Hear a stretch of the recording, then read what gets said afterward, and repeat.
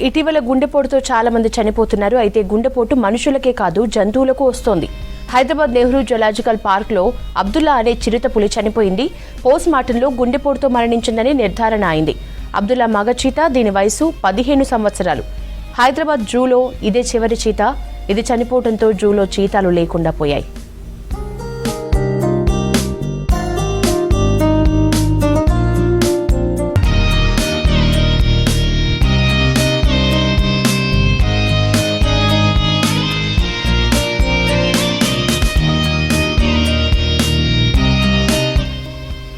Abdullah Saudi అరేబియాకు చెందిన చీత. 2011లో హైదరాబాద్ జూని సందర్శించిన Saudi రాజకుటుంబం 2 చీతాల్ని అందించింది. వాటిలో ఒకటి ఆడ చీత, దాని పేరు హీబా. 12 ఏళ్ల వయసులో అది చనిపోయింది.